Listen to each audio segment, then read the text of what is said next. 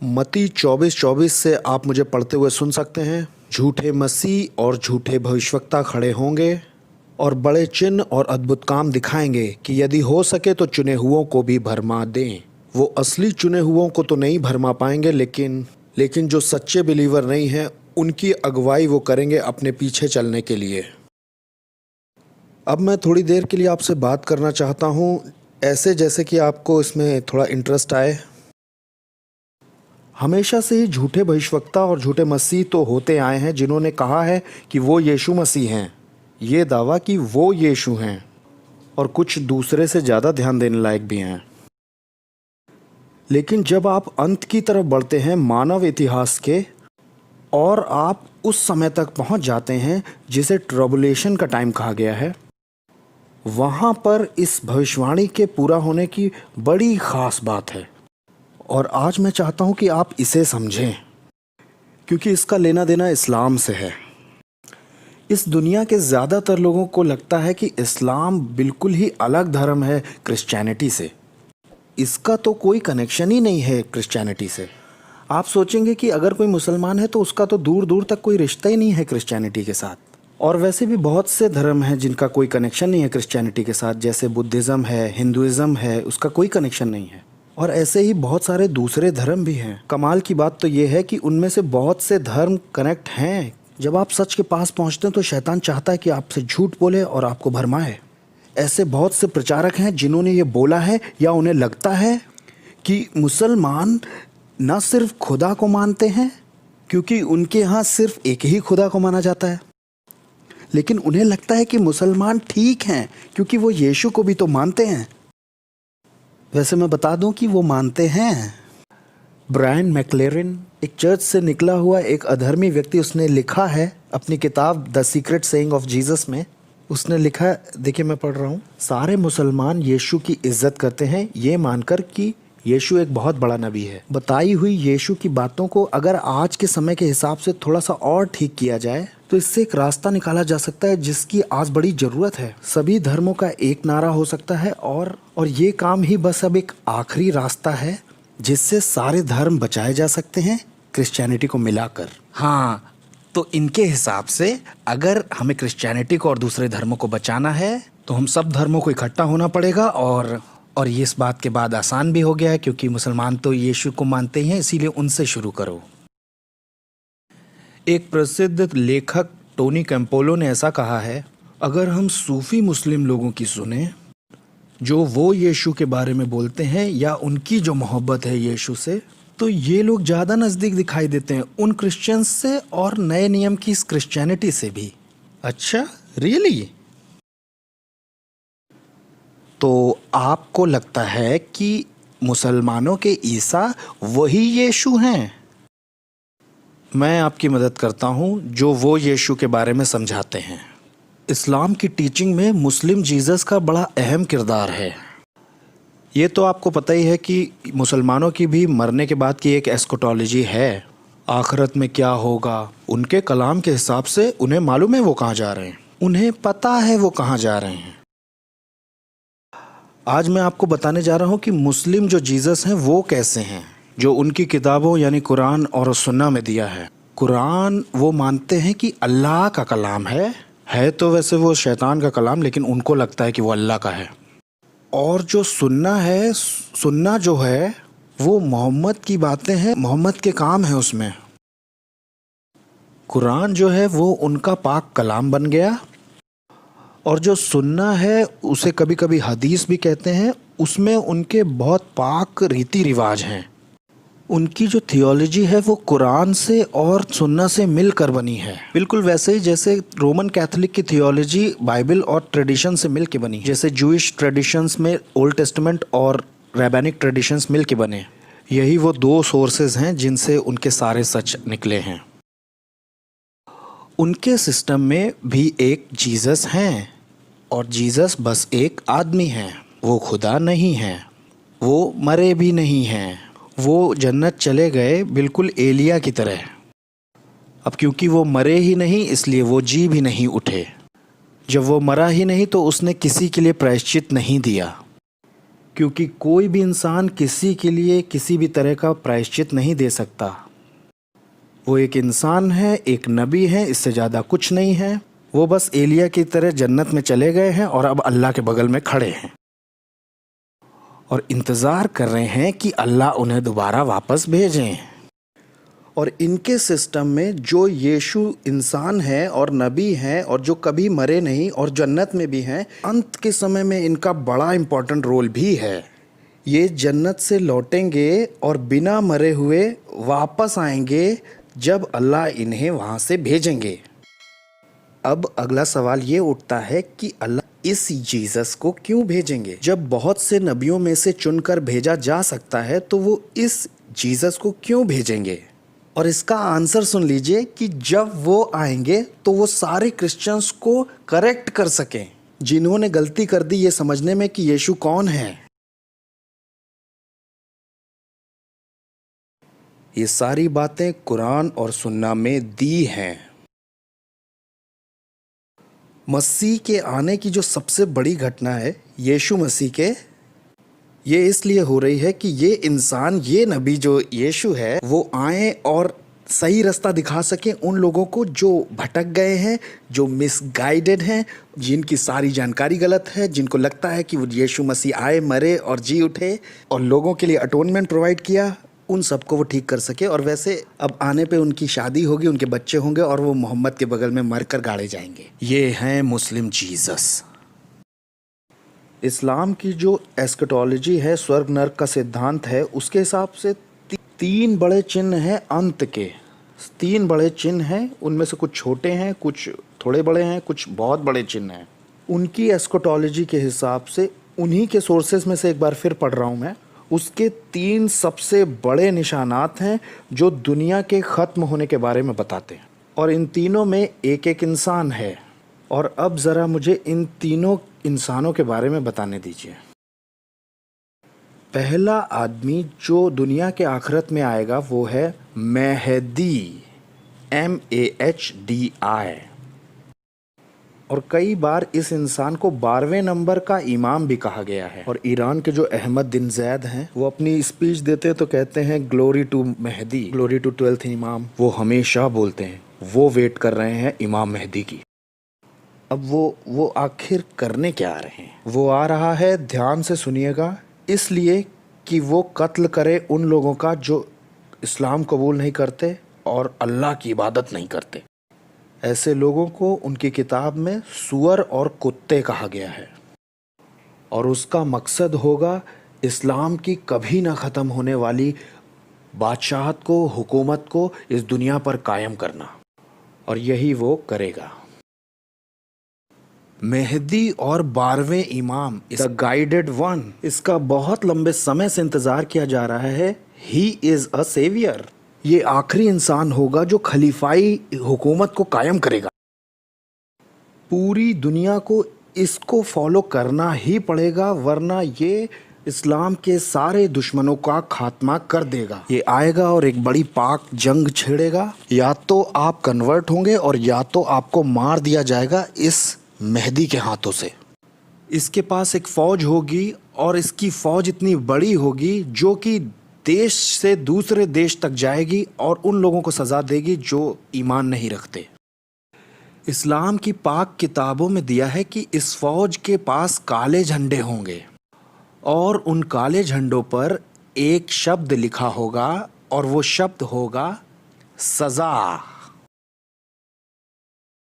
वैसे बता दूं कि ईरान की जो फ़ौज है उसके पास काले झंडे हैं, क्योंकि वो तैयार रहना चाहते हैं मेहदी के आने के लिए। और वो काले झंडे की इस फ़ौज को ले जाएगा सबसे पहले इज़राइल में, फिर सारे यहूदियों की हत्याएं करेगा और वो अपने कानून चलाएगा यरूशलेम में, टेम्पल माउंट के ऊपर। ये कहता है उनका कलाम, यहूदियों के कत्ल और टेम्पल माउंट पर अपने कायदे कानून चलाना। उनके पाक कलाम के हिसाब से महदी बारिश लाएगा, हवाएं लाएगा, फसलें लाएगा, बहुत पैसा लाएगा और खुशहाली लाएगा और सब उसे प्यार करेंगे और कोई किसी और की नहीं बल्कि मेहदी की ही बात करेगा। और आगे देखिए उनकी राइटिंग्स कहती हैं कि मेहदी आएगा और 7 साल की एक पीस एग्रीमेंट करेगा, यहूदियों के साथ भी और वेस्ट के लोगों के साथ भी। कितने? ठीक 7 सालों के लिए। इसकी हुकूमत 7 साल की होगी और उन 7 सालों में ये पूरी धरती पर इस्लाम कायम कर देगा। और इनकी पाक किताब कहती है कि मेहदी आएगा और सफ़ेद घोड़े पर सवार होगा। ये बिल्कुल ठीक वैसे ही लिखा है जैसा प्रकाशित वाक्य के 6 अध्याय और 1-2 में दिया है, बिल्कुल वैसे ही। वैसे सद्दाम हुसैन जो था उसने भी अपने पूरे बगदाद में इस मेहदी के बहुत सारे तस्वीर बनवाए थे सफ़ेद घोड़े पर, और जो ईमान नहीं लाते उनके लिए वो तलवार लेकर भी आ रहा है। जब मेहदी आता है तब वो छुपे हुए स्क्रिप्चर्स खोज निकालता है, वो उन्हें ढूंढ लेगा। और बड़े रोमांचक तरीके से लिखा है, गलील के समुद्र के पास, और वहाँ पे होंगे गायब हो चुके स्क्रिप्चर्स, इंजील और तोरा और भी बहुत सारे, और वो होंगे असली स्क्रिप्चर्स जिनका इस्तेमाल करेगा महदी।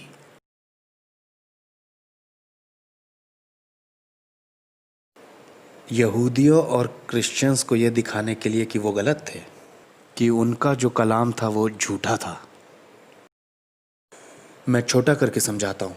मेहदी एक मसीहा किरदार है, वो मोहम्मद के ख़ानदान का होगा, उसके बराबर कोई ना होगा और ना उसकी तुलना किसी से होगी। वो ऐसा लीडर होगा, वो ऐसे भयानक समय में आएगा जब चारों ओर बहुत उथल पुथल मची होगी। वो दुनिया पर कब्जा कर लेगा और एक न्यू वर्ल्ड ऑर्डर कायम कर देगा। जो भी उसका विरोध करेगा वो मार दिया जाएगा। वो कई देशों में जबरदस्ती घुसेगा, यहूदियों के साथ 7 साल की वाचा बांधेगा, इजराइल को जीतेगा और यहूदियों का कत्ल करेगा, और ये इस्लामिक वर्ल्ड हेडक्वार्टर बनाएगा यरूशलेम में। ये 7 साल तक शासन करेगा और एकमात्र रिलीजन इस्लाम को कायम करेगा। सफ़ेद घोड़े पर होगा और सुपरनैचुरल पावर इसमें होगी, और धरती के सारे लोग इसे बड़ा प्यार देंगे। क्या आपको भी ये बातें सुनी सुनी सी लग रही हैं? जी हाँ, बाइबल के एंटीक्राइस्ट का स्पष्ट वर्णन यही है। बिल्कुल वैसे ही स्टेप बाय स्टेप। जी हाँ, बाइबल का जो एंटीक्राइस्ट है वो इनका मेहदी है। देखिए, ये बात हम जानते हैं कि प्रकाशित वाक्य 6 का जो सफ़ेद घुड़सवार है वो एंटीक्राइस्ट है, और वो उस आयत का इस्तेमाल करते हैं अपने मेहदी का बखान करने में। ये मैं आपको क्यों बता रहा हूँ, क्योंकि मेहदी का डिस्क्रिप्शन बिल्कुल बाइबल के एंटीक्राइस्ट जैसा है और प्रकाशित वाक्य 13 के उस पशु जैसा है। अगर आप जाकर इस पर स्टडी करें तो आप पाएंगे सारी डिटेल मैच करती हैं बिल्कुल परफेक्टली। बाइबल का मसीह विरोधी इस्लाम का सेवियर है और दुनिया को भी जीतने वाला है, और पूरी दुनिया पर इस्लामिक किंगडम कायम करने वाला है। और फिर दूसरा एक चिन्ह है, और इसमें एक व्यक्ति है, और वो जीसस हैं। मेहदी यीशु नहीं है, महदी का रुतबा यीशु से बड़ा है, और इसकी अपनी इम्पोर्टेंस है, क्योंकि उनके सिस्टम में अगर कोई यीशु से बड़ा है तो इसका मतलब ईसाई लोग सारे गलत हैं। तो यीशु वापस आने वाले हैं। जी हाँ, वो मुस्लिम भी मानते हैं कि यीशु वापस आने वाले हैं, उनका आना होगा। असली यीशु नहीं। इस्लाम के जो जीसस हैं वो गॉड नहीं हैं, मरे भी नहीं हैं और जी भी नहीं उठे, उन्होंने पापों का बलिदान भी नहीं दिया। लेकिन हाँ, वो वापस आते हैं।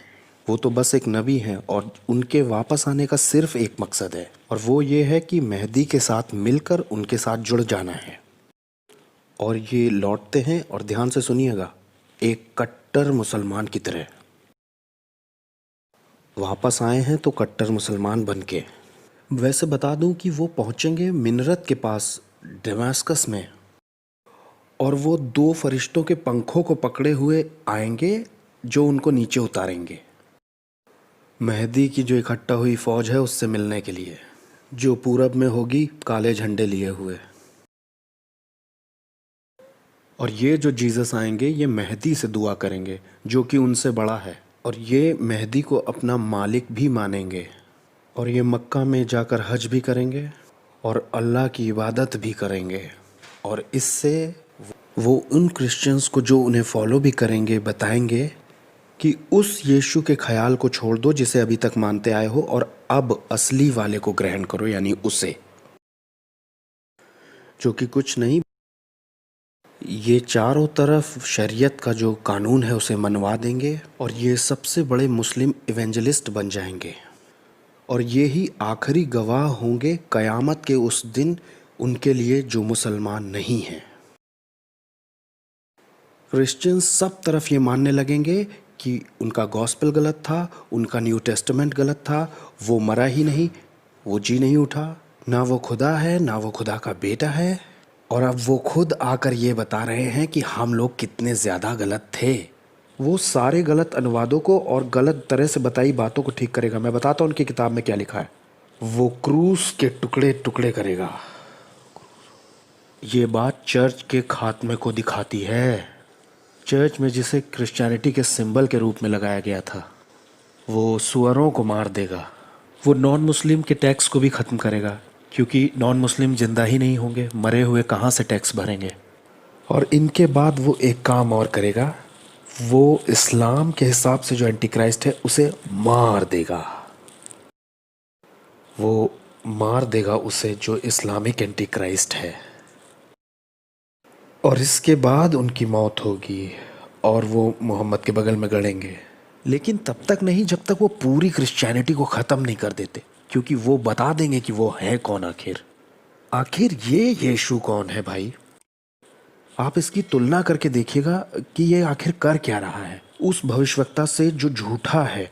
प्रकाशित वाक्य 13, 16, 19 और 20 में जो पृथ्वी से बाहर आया एक पशु और झूठा भविष्यवक्ता भी है, जो एंटी क्राइस्ट के साथ जुड़ता है और उसकी मदद करता है। यहाँ पर जो मेहदी है वो एंटी क्राइस्ट की बिल्कुल सही तस्वीर है, और यीशु जो इस्लाम वाले हैं वो उस झूठे भविष्यवक्ता के बिल्कुल बराबर है जो आकर एंटी क्राइस्ट से मिलता है और उसकी मदद करता है। उनके एक लेख में ऐसा भी लिखा है कि वो मेहदी के काम में हाथ बटाएगा और वो मेहदी की तरफ से हत्याएं करने वाला होगा। वो होगा जो मेहदी को फोर्सफुली मनवा देगा। वो महदी का नबी होगा। और ये वाले जो ईसा हैं ये मार देते हैं उसे जो एंटी क्राइस्ट है उनका। आइए अब तीसरे व्यक्ति तक ले चलूं जो कि एंटी क्राइस्ट है। मुस्लिम इसे कहते हैं दज्जाल। वो सबसे बड़ा धोखा देने वाला है। वो आएगा धरती पर गधे पर बैठ करके, और वो एक आंख से काना होगा। वो एक काफिर होगा, इन्फिडल। ये झूठे चिन्ह चमत्कार दिखाने वाला होगा। ये जो इनका एंटी क्राइस्ट है इस्लाम वाला, और ये जानते हैं अपने बारे में क्या दावा करेगा कि मैं हूँ यीशु मसीह, खुदा का बेटा। ये दावा करेगा खुदाई का।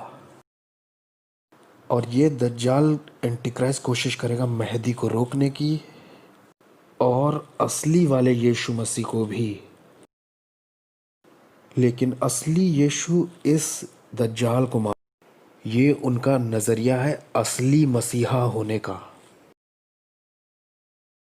इसीलिए हमारे जो यीशु हैं वो उनके एंटी क्राइस्ट हैं, और हम क्रिश्चियंस के एंटी क्राइस्ट उनके छुड़ाने वाले हैं। ये सैटेनिक काउंटरफिट है जो पूरी तरह से बदल दिया गया है। शैतान की जो सेना होगी, ये उनके लेख में दिया है, मैं पढ़ रहा हूँ। शैतान की सेना एक ऐसे व्यक्ति के साथ हो जाएगी जो अपने आप को यीशु मसीह कहेगा, और एक भयानक जंग होगी। और जो मुस्लिम जीसस होंगे वो लड़ेंगे इस झूठे जीसस से और इसे मार करके इस्लाम के किंगडम को कायम कर देंगे। लेकिन सच ये है कि हमारे सच्चे यीशु एंटी क्राइस्ट और झूठे भविष्यवक्ता को मारकर अपनी किंगडम को कायम कर देंगे। ये इनका सैटेनिक काउंटरफिट है पूरी तरह से। पूरी दुनिया में इस्लाम की हुकूमत। अब कोई ऐसा भी कह सकता है कि भविष्य में क्या होगा और दुनिया के अंत में क्या होगा, इसके लिए रिवाइव्ड रोमन एम्पायर या वेस्ट इसका मतलब नहीं है। आपको याद होगा डैनियल 2 अध्याय में जो मूर्ति है, जो आखिरी वर्ल्ड एम्पायर है, उसके 2 पैर हैं, और रोमन एम्पायर भी तो वेस्ट और ईस्ट में बटी थी।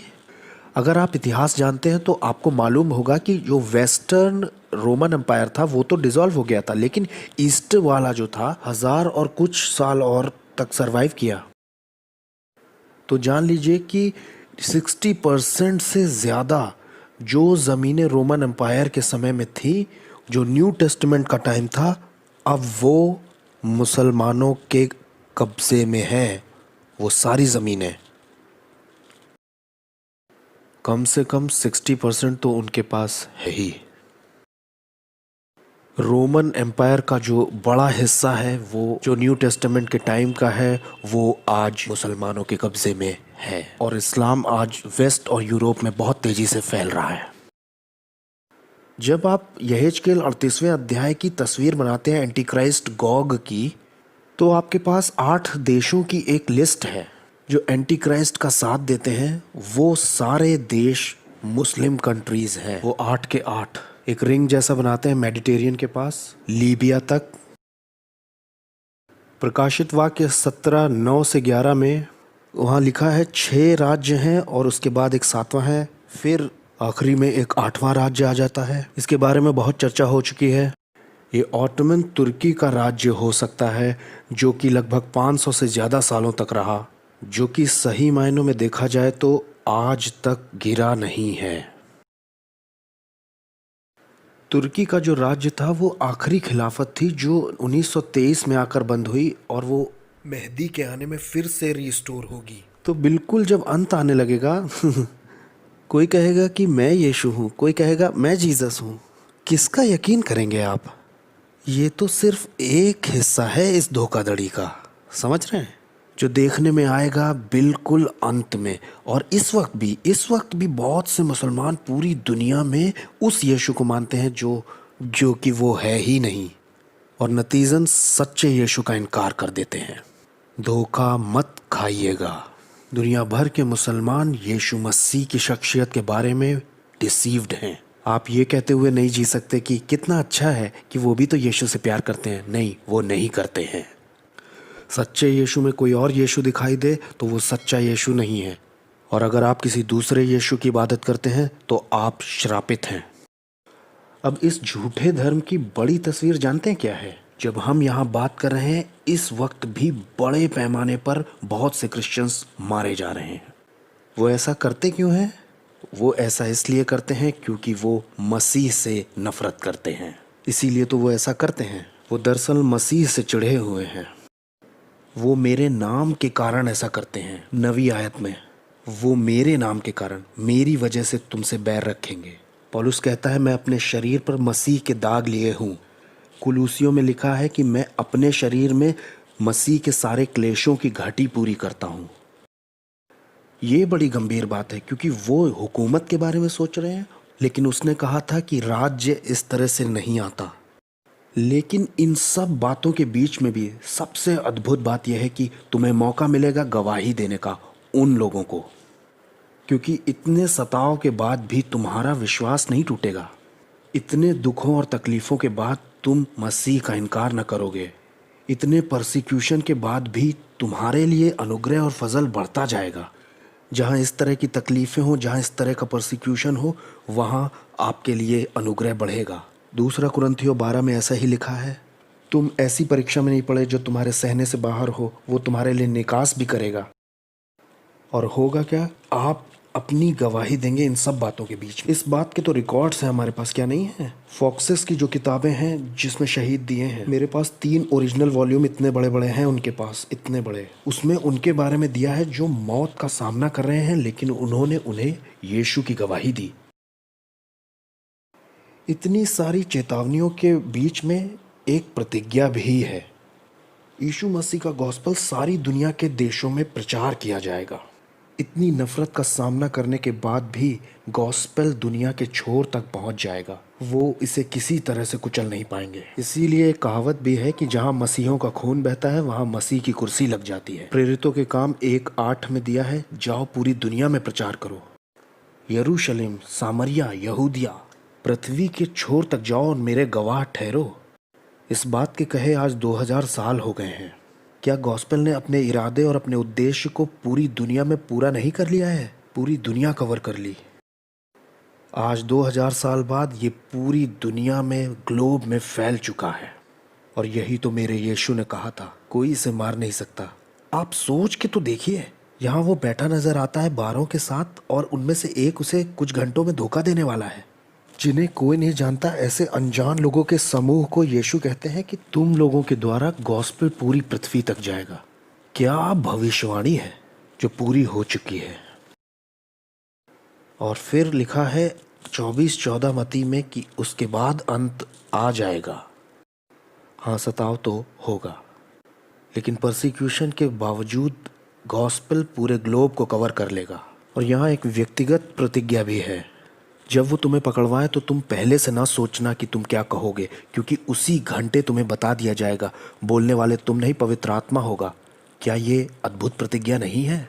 आपने भी ऐसी गवाहियां सुनी होंगी कि शहीद तो होने जा रहे हैं लेकिन मसीह के भजन गा रहे हैं और मसीह को ऊपर देखते हैं। मैंने सालों ऐसी गवाहियां पढ़ने में लगाए हैं कि पवित्र आत्मा की सामर्थ्य में उन्होंने वो बातें मुंह से निकाली जो संभव ही नहीं है, मनुष्य से तो परे है, मनुष्य की सामर्थ्य में संभव ही नहीं है। और सच्चा आराम यही है।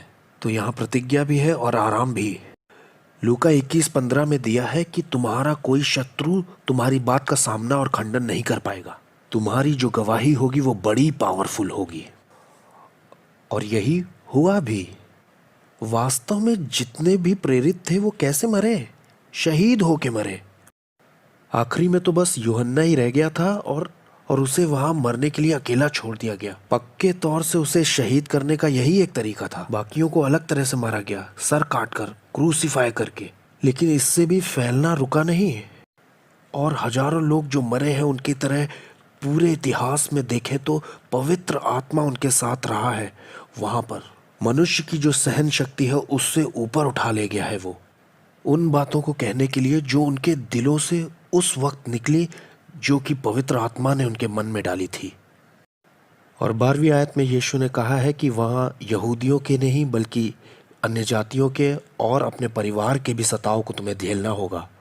भाई भाई को धोखा देगा और पिता अपने बच्चों को, और बच्चे भी अपने माता पिता के विरोध में उठ खड़े होंगे ताकि उन्हें पकड़वाएं और मरवा दें।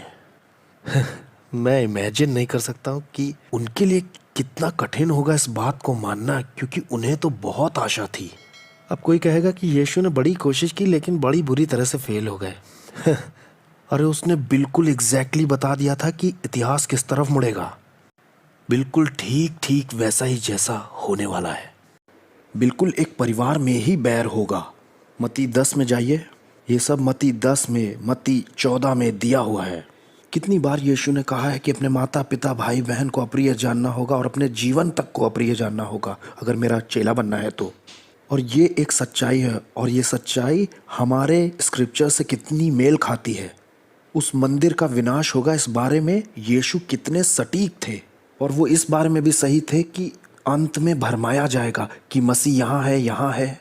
वो इस बारे में भी सही थे कि कितनी तबाही बढ़ती जाएगी अंत में। वो बिल्कुल सही थे जब संकट के विषय में अंत में उन्होंने कहा कि लोग सताएंगे और तुम्हारी जान भी ले लेंगे। और इस बारे में भी कि गॉस्पेल दुनिया के छोर तक चला जाएगा। उसका खुदा होना ज़रूरी है क्योंकि खुदा ही इतना जानता है। और अब बस आखिर में एक आखिरी वचन 13वीं आयत में देखिए, मेरे नाम के कारण तुम्हारे सिर काटे जाएंगे, लेकिन जो अंत तक धीरज धरे रहेगा उसी का उद्धार होगा। क्या मतलब है कि अंत तक धीरज धरेगा उसी का उद्धार होगा? इसका मतलब है महिमा में ऊपर जाना, स्वर्ग तक जाना। और इसका क्या मतलब है कि अंत तक धीरज धरेगा? How can we survive? हम बचे कैसे रह सकते हैं? हम कैसे यहूदियों का, अन्य जातियों का सताव झेल सकते हैं, अपने परिवार का सताव झेल सकते हैं और परिवार की नफरत झेल सकते हैं? और परिवार वाले जो हत्या करेंगे उसको, हम आखिर इन सबको कैसे हैंडल करेंगे? सच्चाई यह है कि जो अंत तक धीरज धरेगा उसी का उद्धार होगा, वही बचेगा। इससे हमें पता चलता है कि जो झूठे मसीही लोग हैं वो इन सब बातों को हैंडल नहीं कर पाएंगे। अपने सहन करने के द्वारा लूका 21:19 में तुम अपने प्राण बचा पाओगे। आपका उद्धार सहन करने या धीरज धरने के कारण नहीं हुआ है, बल्कि आप सहन कर करके ये बताते हो कि आपके पास असली चीज़ है। जो सिर्फ ऊपरी तौर पर विश्वास करते हैं, परसिक्यूशन के समय उनका विश्वास गिर जाएगा। वो हम में से निकले ज़रूर हैं लेकिन हम में से थे नहीं। 1 यूहन्ना 2:19। ये सुसमाचार की बड़ी बेसिक सच्चाई है कि परमेश्वर द्वारा दिया गया सच्चा विश्वास ही टिकेगा, क्योंकि पवित्र आत्मा सामर्थ देगा और परमेश्वर अनुग्रह देगा। परेशानियाँ, धोखे, दुख और सताव ये एक तरह से भूसी में आग लगा देंगे और इससे पोल खुल जाएगी हल्की गहरी भूमि और झाड़ियों वाली भूमि और पथरीली भूमि, तीनों की। जो सिर्फ नाम के क्रिश्चियंस हैं, और इस तरह के सताव के समय में जो सिर्फ बाहरी तौर पर मसीही हैं, उनके पास कोई भी सहन शक्ति या धीरज नहीं होगा। मैं एक बार फिर समझा देता हूँ कि धीरज धरने से हमें उद्धार नहीं मिलता है, बल्कि चाहे हम अपने दांतों को भींच ले, इतना सहन कर रहे हो तब भी नहीं होगा। हम अपना उद्धार दिखाते हैं जब हम सहन करते हैं या धीरज धरते हैं। तो हमें अनुग्रह के द्वारा दान में उद्धार मिला है, और ये दुखों के समय में अपनी असलियत बता देगा। याकूब 1, जब तुम नाना प्रकार की परीक्षाओं में पड़ो तो पूरे आनंद की बात समझना, क्योंकि तुम्हारे विश्वास के परखे जाने से धीरज उत्पन्न होता है। सच्चा जो ईमान होता है वो आपको मजबूत करता है सहन करने के लिए। पहला पत्रस 1, हमारे प्रभु यीशु मसीह के परमेश्वर और पिता का धन्यवाद हो, जिसने मसीह यीशु के मरे हुए में से जी उठने के द्वारा अपनी बड़ी दया से हमें जीवित आशा के लिए नया जन्म दिया, अर्थात एक अविनाशी और निर्मल और अजर मिरास के लिए, जो तुम्हारे लिए स्वर्ग में रखी है, जिनकी रक्षा परमेश्वर की सामर्थ से विश्वास के द्वारा उस उद्धार के लिए जो आने वाले समय में प्रकट होने वाली है की जाती है। इस कारण तुम मगन होते हो, यद्यपि अवश्य है कि अभी कुछ दिनों के लिए नाना प्रकार की परीक्षाओं में तो हो, लेकिन ये इसलिए है कि तुम्हारा आग में परखा हुआ विश्वास, जो नासमान सोने से बहुमूल्य है, यीशु मसीह के दिन प्रशंसा, महिमा और आदर का कारण ठहरे। आपके विश्वास की परीक्षा से आप में धीरज आता है। जब आपका विश्वास परखा जाता है तब आपको पता चलता है कि आपके पास असली चीज है। तो हमारा प्रभु हमें चेतावनी देता है, प्रतिज्ञा करता है, राहत देता है और स्वर्गीय आशा भी देता है। और अब इतिहास किस ओर अपना रुख करने वाला है ये भी बता रहा है, और उसकी इन बातों ने पूरी तरह से कवर कर लिया है इतिहास को उस समय तक जब ट्रबुलेशन का टाइम शुरू हो जाता है, जिसे हम फिर कभी आगे देखेंगे। जिसके कान हो वो सुन ले, और जिसकी आंखें हो वो देख ले।